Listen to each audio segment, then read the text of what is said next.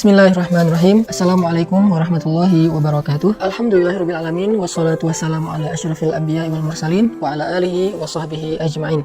Teman-teman sekalian, marilah kita renungkan satu ayat Allah Subhanahu wa taala yang ada di dalam surat Ar-Rum ayat 39. A'udzu billahi minasyaitonir rajim. Bismillahirrahmanirrahim. Wa ma ataitum min riban liyarbuwa fi amwalin nas ليربو في أموال الناس فلا يربو عند الله وما آتيتم من زكاة تريدون وجه الله فأولئك هم المضعفون. Dan harta yang kalian berikan dalam bentuk riba agar kalian bisa melipat gandakan harta itu di sisi manusia, maka harta itu sama sekali tidak berlipat ganda di sisi Allah. Sedangkan harta yang kalian berikan dalam bentuk zakat atau infak, di mana kalian mengharapkan ridho Allah Subhanahu wa taala, maka mereka itulah orang-orang yang mendapatkan balasan berlipat ganda, atau mereka itulah orang-orang yang hartanya dilipat gandakan. Shadaqallahu azim.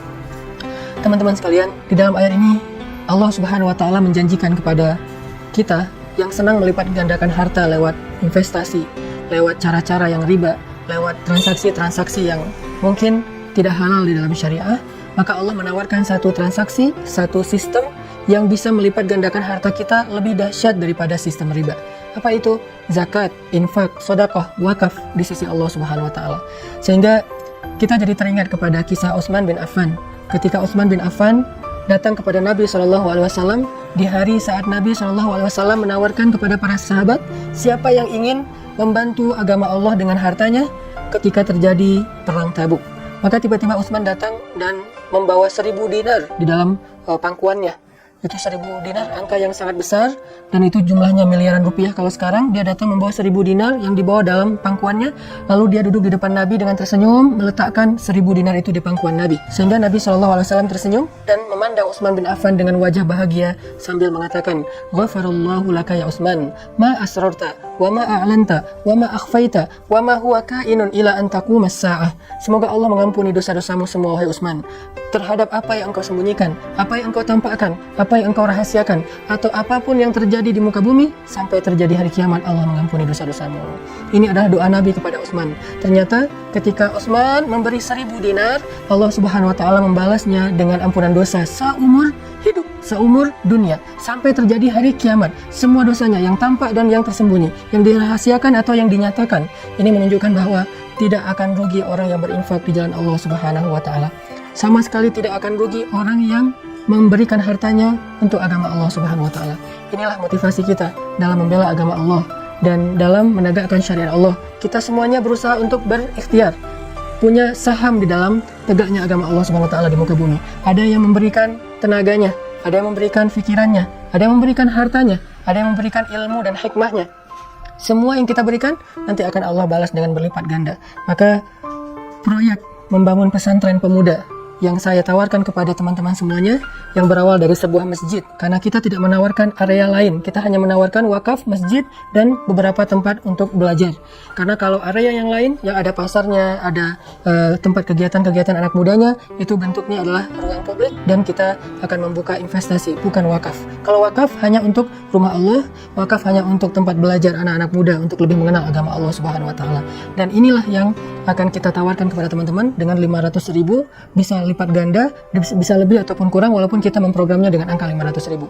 Mudah-mudahan tawaran ini adalah bukan dari saya, tetapi dari Allah Subhanahu wa taala. Dan ini amanah dari teman-teman untuk saya, untuk teman-teman pemuda hijrah, untuk anak-anak muda yang sedang bergerak dalam dunia dakwah. Semoga kita akan insya Allah komitmen dengan amanah ini, membangun masjid, membangun tempat belajar anak muda, menjadikan itu sebagai amal solih, tempat kegiatan positif, tempat ibadah, tempat belajar, tempat zikir, tempat itikaf, dan pastinya ini tempat merangkul semua anak muda menjadi pusat peradaban anak muda.